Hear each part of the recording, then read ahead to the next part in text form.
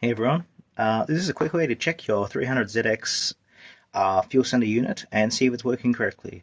Why you may do this is your fuel gauge is not working in your car. So what happens over time is that this thing here, this is just a resistor or a potentiometer, I suppose. And as the fuel float moves up, you get a reading, and as it moves down, you get a reading. And why would it move up and down? Well, it's a fuel tank. So as the fuel level decreases, it starts to go down. Okay, so what do we need to do to make this, to figure this one out? So you need a multimeter, alright, and you need alligator clips. Literally doesn't matter what color, just need some. So you want to find your negative terminal, and you want to put it on some bare metal. So like that. And for your positive one, you want to put it on the positive wire for the fuel sender, for this resistor. And so the black is the negative, and the sort of brownish looking thing is a positive one. So if you follow this cable all the way up here, you will see it goes to this terminal here. So we put it on this terminal like that. Alright, and it's a quick one, yeah. You shouldn't test it on its side, you should be testing it. So if this is like how the sender is now, it should be like that, so that this base is like that. But this is just a quick how-to. And I'll also put some like readings on the factory service manual for 2+2, because that is what most of the cars in Australia were imported as. Otherwise they were imported as grey imports, as far as I'm aware. Maybe I'm wrong, who knows. Anyways, besides the point. Your multimeter, send it to the resistance mode.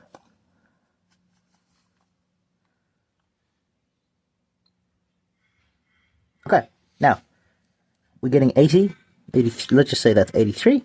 Great. And this is at the bottom. We take it to the top. We're getting 9. So 10 volts ish.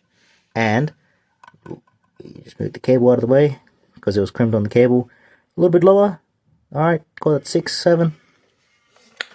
Alright, long story short, you want it to be higher, lower at the top and higher at the bottom, which this is.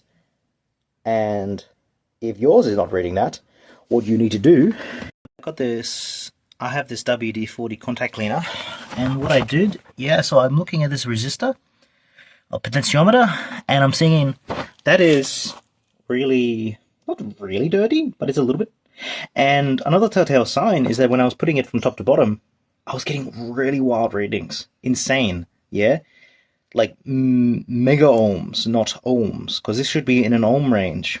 So anyways, get the WD-40, so I can spray, and then you get the Q-tips, and you just like rub, give it a nice rub, and just rub the shit out of it.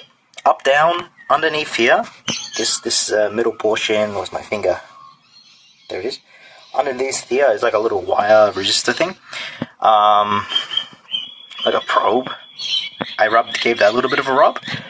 And then to confirm that it's working, I connected the fuel sender back in the fuel tank.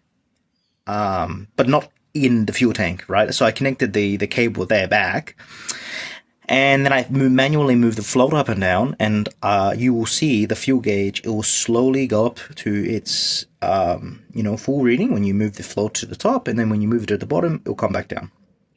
So that's a quick way to see, to hopefully fix your fuel tank reading and your fuel sender unit, preventing you from needing to buy another one. If you're going to do this when you're doing a fuel pump replacement, it's probably a good idea to do this at the same time. You're there at the same time. So yeah. Anyways, that's it.